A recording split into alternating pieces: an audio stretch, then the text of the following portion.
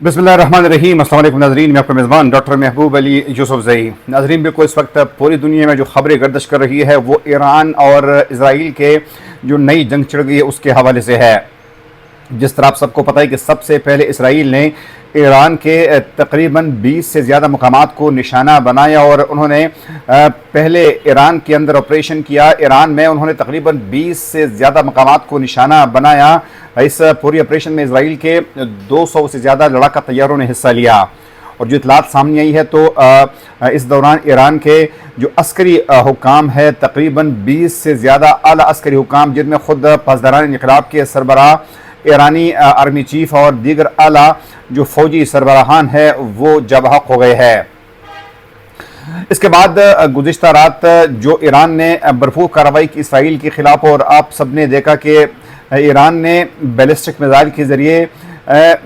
मकबूजा बैतुल मुक़द्दस और साथ में तल अवीव को निशाना बनाया और इसराइल के मुतअद्दिद इमारतों को नुकसान पहुँचाया। जहाँ इसराइली हमलों में तकरीबन 60 के लगभग ईरानी जो है वो जबाहक हो गए थे। तो इस तरीके से अगर हम इसराइल की बात करें तो मुख्तलिफ इतलात के मुताबिक इसराइल की भी तकरीबन 5 अफराद जो है वो हलाक हो चुके हैं। इस तरीके से ईरानी मीडिया ये दावा भी कर रहा है कि इन्होंने इस तमाम तर कार्रवाई के दौरान इसराइल के 2 जेट तैयारों को गिरा दिया है। साथ में उनका ये भी दावा है कि एक खातून जेट जो पायलट है उनको गिरफ्तार भी किया गया है। तो इस वक्त भी जंग भरपूर तरीके से जारी है और आज इसराइल ने एक दफ़ा फिर भी ऐलान कर दिया है कि वो ईरान की कार्रवाइयों के नतीजे में ईरान पर आज मज़ीद हमले करेंगे। ताहम आज बल्कि अब से थोड़ी देर कबल ईरान के आला हुकाम की तरफ से ये बयान भी सामने आया है कि अगर इसराइल ने उनके एनर्जी रिसोर्सेज को टारगेट बनाया तो उसका भरपूर जवाब दिया जाएगा।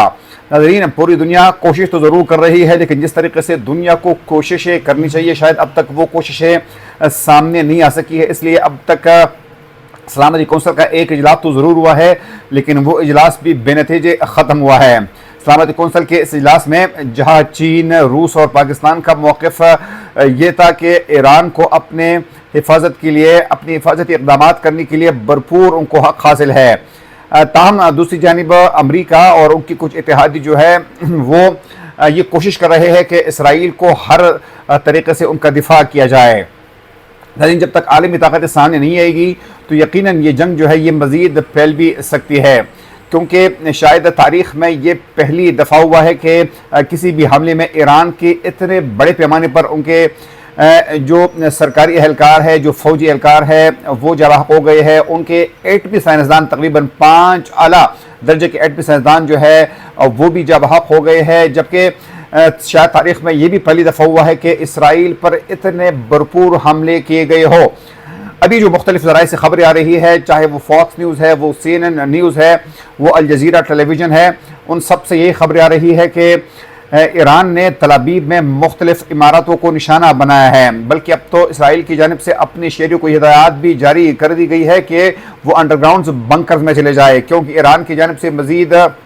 हमलों का खदशा ज़ाहिर किया जा रहा है। अब तक ईरान की जानिब से जो रिस्पांस आया है तो उसमें ये बताया गया है कि तकरीबन 200 के लगभग बैलिस्टिक मिसाइल जो है वो ईरान की जानिब से दागी गई है। और एक बैलिस्टिक मिसाइल जो है, अगर हम उसकी स्पीड की बात करें, अगर हम वक्त की बात करें तो ईरान से एक बैलिस्टिक मिसाइल तकरीबन 400 सेकंड्स के अंदर अंदर जो है वो इसराइल पहुँच रहा है।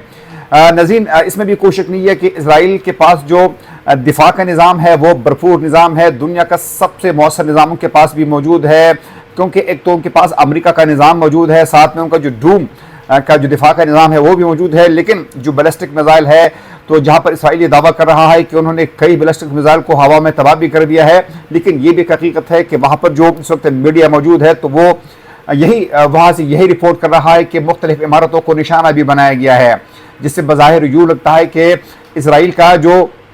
दिफा का निज़ाम है, जो एयर डिफेंस सिस्टम है, तो वो तमाम मिसाइलों को रोकने में कामयाब नहीं हो सका है, जिसकी वजह से मुतअद्दिद हलाकतें जो है वहाँ की खबरें आ रही है, कई अफराद जो है ज़ख्मी होने की इतलात आ रही है। जबकि इस वक्त नज़ीर सूरत हाल ये है कि इसराइल और ईरान ने अपने अपने जो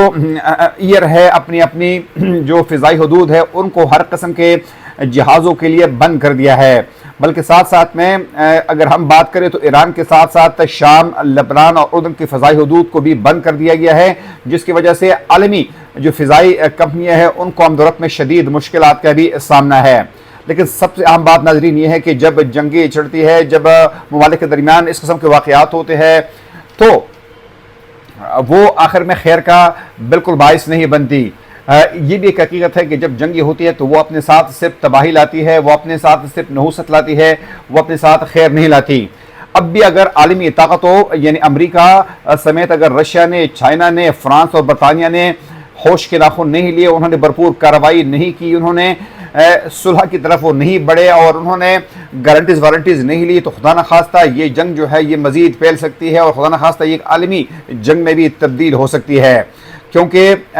یہ شاید توقع نہیں کی جا رہی تھی کہ ایران جو ہے اتنے بھرپور طریقے سے جواب دے گا، اور ایران کے جو بیلسٹک میزائل ہے ان سے بھی شاید اتنی توقع نہیں تھی، لیکن جس طریقے سے ایران نے رسپونڈ کیا ہے اسرائیل کو تو شاید اس کی توقع نہیں کی جا رہی تھی، کیونکہ ایران نے بڑا بھرپور جواب دیا ہے۔ دوسری جانب اسرائیل جو ہے وہ ان کا خیال یہ ہے کہ وہ ایران میں جو ان کے اسٹریٹجک ایسٹس ہیں ان کو بھی نشانہ بنانے کا وہ ارادہ ہے، اور یہ کہا جا رہا ہے کہ وہ آئندہ ایران کے جو خاص طور پر جو آئل ڈیپوز ہے یا جو آئل کے تنصیبات ہے تو ان کو نشانہ بنانے کے لیے وہ اپنی فورس کو انہوں نے آرڈر دیا ہے۔ تو خدا نخواستہ اس سے جہاں خود ایران اور اسرائیل میں لوگوں کو تکلیف کا سامنا ہے، بلکہ عالمی منڈی میں جو تیل کی قیمت یہ ہے اب تک تو ان میں 10% تک اضافہ ہو گیا ہے، لیکن اس میں بھی مزید اضافہ ہو سکتا ہے۔ ناظرین یہ بھی ایک حقیقت ہے کہ اسرائیل نے اس وقت ایران کو نشانہ بنایا کیونکہ اسرائیل کو اس بات کا بھی اندازہ تھا کہ جو ایرانی ایئر فورس ہے وہ نہ ہونے کے برابر ہے، گو کہ ان کے پاس یورینیم افزودگی کی ٹیکنالوجی موجود ہے، ان کے پاس میزائل کی ٹیکنالوجی تو موجود ہے، لیکن ان کے پاس شاید لڑاکا طیاروں کی ایک جو پوری فلیٹ ہونی چاہیے وہ نہیں ہے، جس کی وجہ سے ان کو شدید مشکلات کا سامنا ہے۔ لیکن ظاہر بات ہے کہ جب جنگ ہوتی ہے تو ہر ایک کی جو پاور ہوتی ہے، جو طاقت ہوتی ہے، تو ان کو شو کرنے کا ان کے پاس موقع بھی ہوتا ہے۔ اس لیے ابھی تک اگر ہم اندازہ کریں تو جہاں اسرائیل ہوا بازی میں اسرائیل جو ہے وہ ایئر فورس میں ایران سے کئی گنا باری ہے، بلکہ اگر ہم اسرائیل کی دفاع کی بجٹ کی بھی بات کریں تو تقریباً 27 ارب ڈالر سے بھی زیادہ اسرائیل جو ہے وہ اپنے دفاع پہ خرچ کرتا ہے، جبکہ اس کے مقابلے میں ایران جو ہے صرف 10 ارب ڈالر جو ہے اپنے دفاع پر خرچ کرتا ہے۔ اس طریقے سے اگر ہم لڑاکا طیاروں کی بات کریں تو اسرائیل کے پاس بے پناہ طاقت موجود ہے، لڑاکا طیاروں کے حوالے سے، بیلسٹک میزائلز کے حوالے سے، اپنی دفاعی نظام کے حوالے سے، جبکہ ان کے مقابلے میں مختلف پابندیوں کے باعث ایران جو ہے ابھی تک اپنی ایئر فورس کو مستعد نہ کر سکا، گو کہ ان کے پاس جو میزائل ٹیکنالوجی ہے وہ ضرور موجود ہے، گو کہ ان کے پاس ڈرون کی ٹیکنالوجی موجود ہے، لیکن لڑاکا طیاروں کی ٹیکنالوجی نہ ہونے کے باعث شاید وہ اسرائیل سے ابھی بھی کافی پیچھے ہے۔ لیکن جو بات میں نے پہلے کی اور وہ اب بھی یہی بہت اہم بات ہے کہ اگر یہ جنگ مزید بڑھتی ہے، اگر اس کو فوری طور پر نہیں روکا گیا تو خدا نخواستہ اس پورے ریجن کو اپنے لپیٹ میں بھی لے سکتا ہے۔ آگے پروگرام تک اپنے میزبان ڈاکٹر محبوب علی یوسفزئی کو اجازت دیجیے۔ اللہ حافظ۔